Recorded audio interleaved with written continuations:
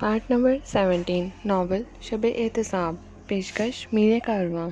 अगर आपने हमारे यूट्यूब चैनल को अब तक सब्सक्राइब नहीं किया तो बराए मेहरबानी इसको सब्सक्राइब करें। हमारी वीडियोस पसंद आएँ तो उन्हें लाइक, शेयर और कमेंट ज़रूर करें।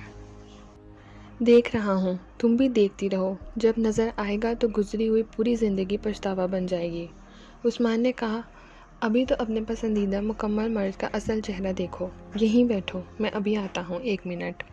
वो कमरे में चला गया। ज़रा देर बाद वो वापस आया तो उसके हाथ में 2 कागज़ थे। उसने एक कागज़ शहनाज की तरफ बढ़ा दिया। ये लो, ये है तुम्हारे मुकम्मल मर्द का बेनामा। इससे तुम्हें पता चलेगा कि उसने किस तरह ख़ुद को फ़रोख्त किया, कैसे ख़ुद को ग़ुलामी में दिया। पढ़ो इसे। उसका लहजा तहकमाना हो गया। शहनाज ने इस पर दस्तावेज़ात को पढ़ा। उसकी आंखें फैल दी गईं। तुम वो तारीख तो कभी नहीं भूल सकती जब मशकूर ने तुम्हें मेरी बुज़दिली और ब्लैकमेलिंग की कहानी सुनाई थी। कैसे भूल सकती हूँ, मुझे याद है। वो 27 दिसंबर थी और इस पर तारीख देखो, 26 दिसंबर। ये मुआहदा उससे 1 दिन पहले हुआ था। मैं कैसे यकीन कर लूँ कि ये दस्तावेज़ जाली नहीं है? शहनाज ने कमज़ोर लहजे में कहा। ये तुम्हारी मर्ज़ी पर मुनहसिर है। वैसे मैं कल से अदायगी का नोटिस भिजवाऊँगा तो सब पता चल जाएगा। मैं नहीं मान सकती। शहनाज का अंदाज़ खुद कलामी सा था। लेकिन तुम बताओ, तुम उससे क्या साबित करना चाहते हो? मैं कुछ साबित नहीं करना चाहता। मैं तो तुम्हें उसका असल चेहरा दिखा रहा हूँ। इससे क्या साबित है? तुम्हारे आइडियल मर्द की मर्दानगी। उस्मान ने कहा, ये न बताओ कि तुम कुछ समझी नहीं हो। जो हकीकत है उसका सामना करो। मैं तुम्हारे मुंह से सुनना चाहती हूँ। मैं हाजिर हूँ, उस्मान ने तमस्कुराना लहजे में कहा। पहले तो इस दस्तावेज़ को समझ लो। इसके मुताबिक तुम्हारे पापा ने 26 दिसंबर को मशकूर अली को 20 लाख रुपए कर्ज दिए थे। अब 25 साल हो चुके हैं। तयशुदा शरह सूद के मुताबिक अब उसे कम से कम 50 लाख अदा करने हैं। अब वो ख़ुद को फ़रोख्त भी करेगा तो इतनी रकम इकट्ठी नहीं कर सकेगा। अब सोचो कि उसका अंजाम क्या होगा। बस ये कि अब वो अपने अंजाम को पहुँचेगा। लेकिन उसने इस रकम से कारोबार शुरू किया था तो थोड़ा थोड़ा करके कर्ज चुकाया क्यों नहीं? शहनाज ने एतराज़ किया। भोली बनने की कोशिश मत करो, तुम सब समझ चुकी हो, उस्मान ने तशी से कहा। अदा करने का तो जब ख्याल आता कि ये कर्ज होता। मशकूर मुतमईन था कि उसे रकम वापस नहीं करनी, इसलिए कि ये कर्ज नहीं, ये तो उसने अपनी मोहब्बत की कीमत वसूल की थी। ज़रा सोचो तो, कितनी महंगी थी तुम्हारी मोहब्बत। 20 लाख रुपए में बिकी। अब इसी सौदे की गैर तहरीर शराइत भी सुन लो। इसी 20 लाख के बदले मशकूर ने वादा किया था कि वह खुद तुमसे अब उसी सौदे से शादी से इनकार कर देगा। उसने वादा किया था कि वो कभी तुम्हारी ज़िंदगी में मदाखलत नहीं करेगा। वो कहते कहते रुका। उसने गहरी सांस ली, फिर सिलसिला कलाम जोड़ा। खालिस फिल्मी और अफसानवी सिचुएशन है ना? फिल्म या अफसाने में हीरो ऐसी बड़ी से बड़ी पेशकश ठुकरा देते हैं, विलन कबूल कर लेते हैं, लेकिन तहरीर कभी नहीं देते। इससे अंदाज़ा लगाओ कि तुम्हारा हीरो कितना लालची था। नजम अंकल ने उससे उसकी कीमत पूछी। उसने बता दी। अंकल ने कबूल कर ली, लेकिन ये शर्त आयद कर दी कि उसे कर्ज की तहरीर देनी पड़ेगी ताकि खिलाफ वर्जी की सूरत में उसे सज़ा दी जा सके। उसने इस शर्त को कबूल करने से इनकार कर दिया। अंकल मरहूम डट गए। उन्होंने कह दिया कि इसके बगैर वो उसे एक धेला नहीं देंगे, बेशक वो तुमसे शादी कर ले। इस सूरत में भी उसे कुछ नहीं मिलेगा।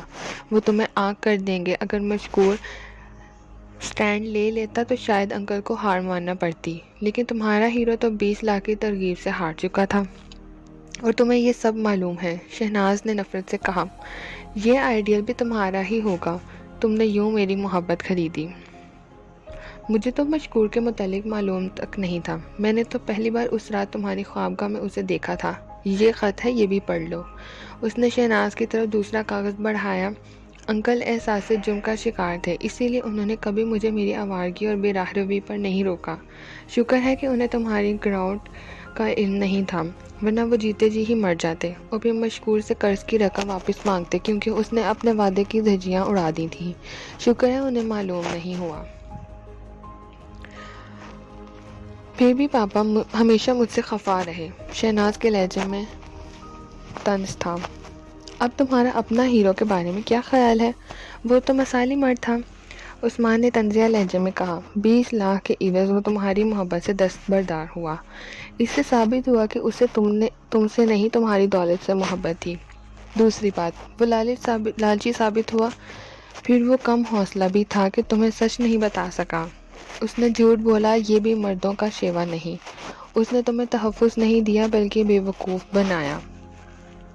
اس نے مجھ پر چھپ کر وار کیا اور وہ بھی اوچھا، پھر اس نے عہد شکنی کی، اپنا وعدہ پورا نہیں کیا۔ وہ تمہیں پامال کرتا رہا، اس نے تمہیں استعمال کیا اور میری عزت اور میرا گھر بھی تباہ کر دیا۔ ایسے ہی ہوتے ہیں مثالی مرد۔ اب دیکھو آئینے میں اپنی زندگی اور باقی عمر نفرت کرو، خود سے بھی اور اس سے بھی۔ شہناز کا چہرہ نفرت نے مسخ کر دیا۔ وہ ویلن تھا تو ہیرو تم بھی نہیں تھے۔ تم بے غیرتوں کی طرح مجھے لٹا دیکھتے رہے، تمہیں مجھ کو روکنے کی ہمت نہیں ہوئی۔ اپنی بے غیرتی مجھے تسلیم، لیکن میں نے بیٹی کی خاطر وہ زہر پیا۔ اس کی شادی ہو گئی تو میں آزاد ہوا، مگر بات کی بھی تو سن لو۔ انکل کی موت کے بعد مجھے ان کا خط اور قرض کی دستاویز ملی۔ میں نے مشکور کو اپنے دفتر میں طلب کیا اور تنبیہ کی کہ اگر اب کبھی وہ تم سے ملا تو اسے تباہ کر دوں گا۔ کاش میں تمہیں وہ منظر دکھاتا، وہ کیسے گڑ گڑایا۔ اس نے میرے پاؤں تک پکڑ لیے۔ اس نے مجھ سے وعدہ کیا اور وہ پورا بھی کیا، لیکن تمہیں اس نے پھر ایک جھوٹی کہانی سنا دی۔ میں اسے اس کی بیٹیوں کے حوالے سے بلیک میل کروں گا۔ ارے میں تو اسے ختم بھی کرا سکتا ہوں، خود بھی ختم کر سکتا تھا اسے۔ اس نے گھٹیا پن کی حد کر دی۔ اپنی بیٹی کی محبت میں تم نے خود کو بغیرت بنا لیا، یہی کہہ رہے ہو نا تم؟ ہاں، ورنہ اس رات میں خود تمہیں اور اس کو قتل کر دیتا۔ لیکن دانش مندی، دور اندیشی اور برداشت بھی مردانہ اور صاف ہی ہیں۔ بیچارے تم، شہناز نے عجیب سے لہجے میں کہا۔ واقعی تم بہت مظلوم ہو، پرائی چیز کی خاطر اتنے کشٹ کی جھیلے تم نے، کیسا زہر ہلاہل پیتے رہے۔ افسوس، بیٹیاں تو ہوتی ہی پرایا دھن ہیں، میرے لیے نہیں، سبھی کے لیے۔ میرا یہ مطلب نہیں ہے کور معزز انسان، شہناز نے نفرت سے کہا۔ میں یہ کہہ رہی ہوں کہ صوبیہ تمہاری بیٹی نہیں ہے۔ عثمان پر یہ الفاظ بم کی طرح گرے۔ اس کے ذہن پر شہناز کے الفاظ کی معنویت پوری طرح اجاگر نہیں ہوئی تھی، پھر بھی کچھ محسوس ہو رہا تھا۔ اس نے دونوں ہاتھوں سے سر تھاما۔ وہ تمہاری نہیں، مشکور کی بیٹی ہے۔ یہ نہیں ہو سکتا، عثمان نے ہذیانی لہجے میں کہا۔ یہ بات مجھ سے زیادہ کون جان سکتا ہے؟ میں نہیں مانتا۔ نہ ماننے سے کوئی فرق نہیں پڑتا۔ ویسے یاد کرو، مجھے اب بھی افسوس ہوتا ہے کہ میں نے نعمان کو کتنی تکلیف پہنچائی، کتنی نفرت سے اس معصوم سے، صرف اس لیے کہ وہ تمہارا بیٹا تھا، تمہاری تصویر تھا وہ۔ لیکن صوبیہ کو میں نے کتنا چاہا، پوری ممتا نے چھاور کی اس پر، اس لیے کہ وہ میری اور مشکور کی بیٹی تھی۔ تمہاری اولاد سے تو میں محبت کر ہی نہیں سکتی تھی۔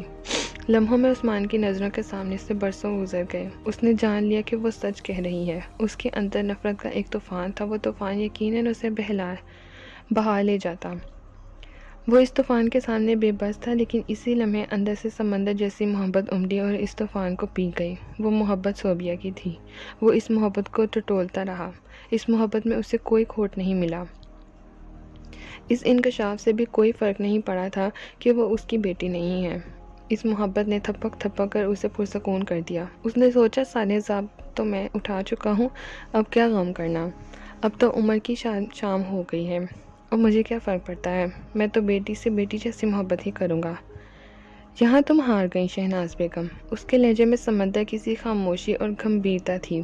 صوبیہ کے لیے میری محبت میں کوئی فرق نہیں آیا، مجھے کوئی محرومی نہیں ملی۔ شہناز نے اس کے چہرے کو غور سے دیکھا۔ اس کے چہرے پر بلا کا سکون تھا، آنکھوں میں چیلنج، وہ بھنک رہی تھی۔ چیلنج تو وہ ہمیشہ سے کرتی رہی تھی، آج وہ اسے چیلنج کر رہا تھا۔ یہ تو اس کی توہین تھی۔ ایک اہم بات اور بتانی ہے مجھے، اس نے کہا۔ ضرور بتاؤ، اس کے لیے پھر کبھی موقع نہیں ملے گا۔ میں نے شوہر کی حیثیت سے تمہیں کبھی قبول نہیں کیا، اس لیے میں سہاگ رات کو سہاگ کے جوڑے میں تمہارے سامنے نہیں آئی۔ میں نے تم سے وعدہ کیا تھا کہ شادی کی پہلی سالگرہ پر وہ جوڑا پہنوں گی، دوبارہ دلہن بنوں گی۔ میں نے اپنا وعدہ پورا کیا، لیکن تمہارے لیے نہیں۔ میں اس روز مشکور کی دلہن بنی تھی۔ وہ پہلا دن تھا تم سے میری بے وفائی کا۔ اس روز دلہن بن کر میں نے خود کو مشکور کی جھولی میں ڈال دیا تھا، اور پھر اسی روپ میں تمہارا استقبال کیا تھا۔ عثمان کو اندازہ تھا کہ وہ کوئی زہریلا انکشاف کرے گی۔ اس نے خود کو اس کے لیے تیار کر لیا تھا۔ وہ تیاری کام آ گئی۔ اس نے بے پرواہی سے کہا، میں اتنا سب کچھ سہ چکا ہوں کہ اب کسی بات سے مجھے تکلیف نہیں پہنچ سکتی۔ ہاں، یہ بات سنانے کے بعد تم اپنے بارے میں غور کرو، اردو لغات لے کر اپنے لیے کوئی مناسب لفظ تلاش کرو۔ مجھے یقین ہے تمہیں ایسا کوئی لفظ نہیں ملے گا۔ اور ہاں، بیٹھ کر دنیا بھر کی کتابوں میں مرد کی تعریف تلاش کرو۔ اب تمہارے پاس فرصت ہی فرصت ہوگی۔ اپنے ماضی کو گزارتی رہو اور پچھتاوے کماتی رہو کہ گناہ پچھتاووں کے سوا کچھ نہیں دیتے۔ تو مجھے مارو گے نہیں؟ جب مارنا تھا تب نہیں مارا تو اب کیا فائدہ؟ اب تو ہر سانس تمہارے لیے موت ہوگی۔ میں نے تمہیں وہ محبت دی جس کا کوئی بدل نہیں تھا اور تم اس کی مستحق نہیں تھی۔ یہ میرا دکھ ہے جسے میں جھیل چکا ہوں۔ اب عذاب اٹھانے کی تمہاری باری ہے۔ اس بار میں تمہیں 2 تحفے دوں گا، ایک پوری سچائی سے دل کی گہرائیوں سے تمہارے لیے درازی عمر کی دعا، اور دوسرے طلاق۔ میں تمہیں طلاق دیتا ہوں، طلاق دیتا ہوں، طلاق دیتا ہوں۔ شہناز اب ساکت بیٹھی تھی، اس کا چہرہ ست گیا تھا۔ میں جا رہا ہوں شہناز بیگم، یہ گھر تمہیں مبارک ہو۔ میں یہاں سے کچھ لے کر نہیں جاؤں گا سوائے آزادی کے جو آج مجھے مل گئی۔ میں اس گھر میں جا رہا ہوں جہاں کبھی تم رہتی تھی، وہ شہناز جو بہت اچھی تھی، جہاں انکل نجم اور آنٹی رہتی تھی، جہاں سعود اور محمود رہتے تھے، میں وہیں جا رہا ہوں۔ میں بھی آپ کے ساتھ چلوں گی پاپا۔ دروازے کی سمت سے آنے والی آواز نے ان دونوں کو ہلا دیا۔ انہوں نے دروازے کی طرف دیکھا، انہیں اپنی آنکھوں پر یقین نہیں آیا۔ دروازے میں صوبیہ کھڑی تھی، اس کے قدموں میں ایک بیگ رکھا تھا، آنکھیں سرخ ہو رہی تھیں، رخساروں پر آنسوؤں کی لکیریں تھیں، لیکن چہرے پر عجیب سی سختی تھی۔ بیٹی تم اندر آ جاؤ نا، عثمان نے اسے پکارا۔ نہیں پاپا، اب یہ چوکھٹ پار کر کے میں اندر نہیں آ سکتی، آپ کو ہی باہر آنا ہوگا۔ تم یہاں کیسے؟ شہناز نے کہا اور دروازے کی طرف بڑھی۔ وہیں رک جائیں خاتون، صوبیہ نے سرد لہجے میں تنبیہ کی۔ میں نہیں چاہتی کہ آپ میرے وجود کو گندا کریں۔ صوبیہ تم میرا نام نہ لیں آپ، صوبیہ نے درست لہجے میں اس کی بات کاٹ دی۔ آپ کی زبان میرا نام بھی گندا کر دے گی۔ تم کب سے کھڑی ہو یہاں؟ بہت دیر ہو گئی، میں نے آپ کا بیان سن لیا کہ میں کس کی بیٹی ہوں۔ شہناز گنگ ہو کر رہ گئی۔ عثمان کا دماغ سائیں سائیں کر رہا تھا۔ بیٹی تم تو امریکہ میں تھیں، تم یہاں کیسے آ گئیں؟ خیریت تو ہے؟ یہ سب کچھ میں یہاں اس اجنبی اور بدخواہ عورت کے سامنے نہیں بتا سکتی، صوبیہ نے شہناز کی طرف انگلی اٹھاتے ہوئے کہا۔ میں تمہاری ماں ہوں، کیسی بھی صحیح، تمہیں چاہا ہے میں نے، شہناز نے کہا۔ میں نہیں مانتی، میری ماما بھی یہی ہے اور پاپا بھی، صوبیہ نے عثمان کی طرف اشارہ کیا۔ آپ تو میرے لیے ذلت کا نشان ہیں، وہ عثمان سے مخاطب ہو گئی۔ پاپا آپ ہی جائیں، میں آپ سے لپٹنے کو بےتاب ہوں۔ عثمان نے محبت سے اسے دیکھا، اس کا بدن لرز رہا تھا، لگتا تھا وہ کسی بھی لمحے ڈھہ جائے گا۔ وہ اس کی طرف لپکا اور اپنی باہوں میں لے لیا۔ وہ پوری جان سے لرزتی رہی اور اس کے رخساروں کو بار بار چوم رہی تھی۔ پاپا، آپ میرے پاپا ہیں نا؟ آپ میری ماما ہیں نا؟ میرے پاپا، میرے پیارے پاپا۔ ہاں میری گڑیا، میں ہی سب کچھ ہوں تمہارا، اور تم تو میری جان ہو، میرا سرمایہ زندگی ہو تم۔ عثمان نے اسے سینے سے بھینچ لیا۔ آؤ چلیں۔ وہ اسے لپٹائے ہوئے راہداری میں قدم بڑھانے والا تھا کہ عقب سے شہناز نے التجائی لہجے میں اسے پکارا۔ عثمان، میری ایک بات سنو۔ عثمان رک گیا، لیکن اس نے پلٹ کر نہیں دیکھا۔ اتنا کچھ تم نے مجھے دیا تو ایک چیز میرے کہنے پر بھی دے دو۔ بولو۔ اس مشکور کو نہ بخشنا، شہناز کے لہجے میں نفرت تھی، اسے کیفر کردار تک پہنچانا، اس سے پورا قرض مائے سود وصول کرنا۔ اس کے لیے کسی سفارش کی ضرورت نہیں، یہ تو مجھ پر انکل کا قرض ہے اور قرض میں ضرور چکاتا ہوں، عثمان نے کہا اور صوبیہ کو لے کر آگے بڑھ گیا۔ اپنے شوہر کا گھر چھوڑ آئی ہوں، لیکن کیوں بیٹا؟ وہ وہاں جو زندگی گزار رہے ہیں میرے لیے ناقابل قبول ہیں۔ میں نے انہیں کہہ دیا کہ وہ مجھے بیوی کی حیثیت سے رکھنا چاہیں تو پاکستان آ جائیں، میں 1 سال ان کا انتظار کروں گی، ورنہ۔ ٹھیک کیا بیٹی، مجھے فخر ہے کہ میری تربیت کام آئی، تم نے پوری خود اعتمادی سے درست فیصلہ کیا۔ پاپا آپ تفصیل سنے بغیر اسے درست فیصلہ کہہ رہے ہیں؟ تفصیل میں گھر چل کر سنوں گا، ویسے مجھے یقین اور اعتماد ہے تمہارا فیصلہ درست ہوگا، اب مجھے ڈرائیونگ پر توجہ دینے دو۔ اوکے؟ اوکے پاپا۔ وہ کسی گہرے اندھے کنویں میں قید تھی، رات گزری، صبح ہوئی، وہ اسی خوابگاہ میں بیٹھی تھی جس سے اس نے منفی حربوں سے عثمان کو بے دخل کیا تھا۔ ملازمہ اسے ناشتہ کے لیے کہنے آئی تو اس نے اسے ڈانٹ دیا۔ تم جاؤ، میں ناشتہ کر لوں گی، چلی جاؤ۔ بیگم صاحبہ، دوپہر کے کھانے کا کیا پکاؤں؟ جو چیز چاہے پکا لو، دن میں بھی اور رات کو بھی، مگر خبردار مجھے ڈسٹرب نہ کرنا۔ مجھے کسی چیز کی ضرورت ہوگی تو میں خود طلب کر لوں گی۔ اس کے پاس ایک ہی کام تھا، وہ ماضی کے ایک ایک لمحے کو ٹٹولتی رہی۔ یہ عمل ایسا تھا جیسے کوئی برسوں سے زمین پر پڑے پتھروں کو الٹ کر دیکھے تو کہیں سے کوئی کن کھجورا نکلے اور کہیں سے کوئی کیڑا۔ وہ اب سب کو سمجھ لینا چاہتی تھی۔ اسے پتہ بھی نہیں چلا کہ دن گزر گیا، شام ہو گئی، پھر سورج بھی ڈوب گیا، کمرے میں اندھیرا ہو گیا۔ بہت دیر میں اسے احساس ہوا کہ وہ اندھیرے میں بیٹھی تھی۔ اس نے سوچا کہ اٹھ کر لائٹ آن کر دے، مگر پھر خیال آیا کہ اس کی کیا ضرورت ہے؟ وہ جو کچھ سوچ رہی ہے، دیکھنا چاہ رہی ہے، اس کے لیے تو اندھیرا ہی اندھیرا ہے۔ پھر اسے خیال آیا کہ وقت دیکھ ہی لے۔ اس نے کلائی ٹٹولا، اس پر گھڑی نہیں تھی۔ وہ اندازے سے ڈریسنگ ٹیبل کی طرف بڑھی، اس نے دروازہ کھولی، گھڑی فوراً ہی اس کے ہاتھ میں آ گئی۔ اس نے گھڑی کو کلائی پر باندھا، چمکدار سوئیاں سے اسے وقت بتا دیا۔ رات کے 12 بج چکے تھے۔ وہ اپنے ماضی سے گزرتی رہی، ماضی کو اپنے اوپر گزارتی رہی، خود کو ٹٹولتی رہی، ان گتھیوں کو سلجھانے کی کوشش کرتی رہی جو پہلے نہیں سلجھی تھیں۔ صبح کا اجالا دبے پاؤں کمرے میں داخل ہوا تو وہ سب کچھ سمجھ چکی تھی۔ سب کچھ سمجھ میں آیا تو اس کا دماغ معاف ہونے لگا۔ ارے یہ کیا، یہ کیسا زیاں ہے کہ کوئی تلافی بھی ممکن نہیں۔ میں سمجھتی رہی کہ پا رہی ہوں، حالانکہ میں سب کچھ کھوئے جا رہی تھی۔ اب کیا ہوگا؟ اس نے اپنا مشکور کا عثمان کا ہر رخ دیکھ لیا تھا۔ اس کی سمجھ میں آ گیا کہ در حقیقت اسے عثمان سے محبت تھی، بس وہ سمجھ نہیں سکی۔ اس لیے نہیں سمجھ سکی کہ وہ ایک فریب میں مبتلا تھی، مشکور کی محبت کے فریب میں، اور عورت کا ذہن یہ کبھی تسلیم نہیں کر سکتا کہ وہ 2 مردوں سے محبت کرتی ہے۔ مشکور کی محبت کے فریب نے اسے کبھی عثمان کی محبت کو سمجھنے کا موقع نہیں دیا، بلکہ اس محبت پر نفرت کا نقاب ڈال دیا۔ اس محبت کی علامتیں کئی بار ظاہر ہوئیں لیکن شعور تک نہ پہنچ سکیں۔ اب وہ جان گئی تھی کہ عثمان نے اس کے دل کو اسی لمحے فتح کر لیا تھا جب سہاگ رات کو اسے وہ تاج محل دیا تھا۔ اب وہ دونوں مردوں کو دیکھ سکتی تھی، نرم خو، نرم گفتار، خوش اطوار، انا کے طلسم سے آزاد،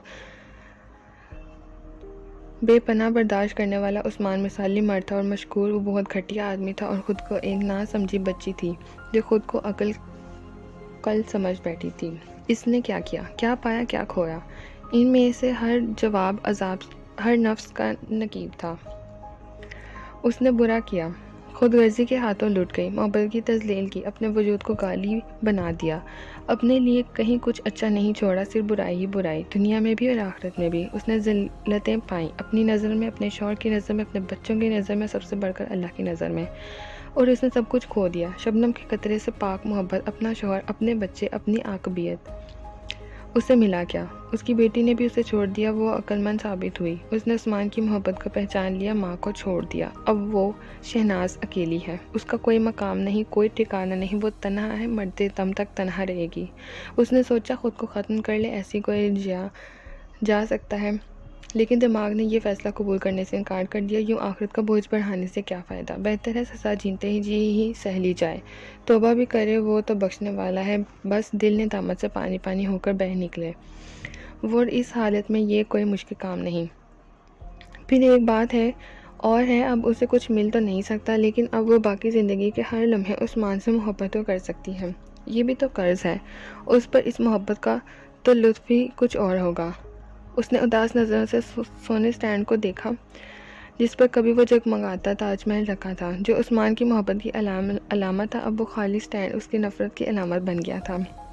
وہ اس کے ایک جرم کی یادگار تھا، اب وہ جرم جو اس نے سچی محبت جیسی نعمت عظمیٰ کو ٹھکرا کر کیا۔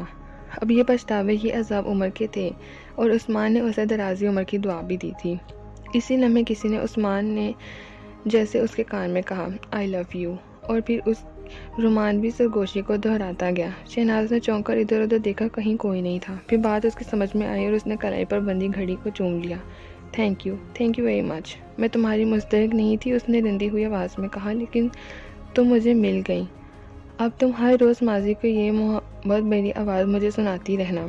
اس نے گھڑی کو دل سے لگا لیا۔ I love you, I truly love you, میں تمہیں کبھی خود سے جدا نہیں کروں گی، تمہیں تو ہر شب احتساب کی صبح تلافی ہو۔ گھڑی خاموش ہو گئی اور وہ پھوٹ پھوٹ کر رونے لگی۔ اب یہی اس کا مقدر تھا۔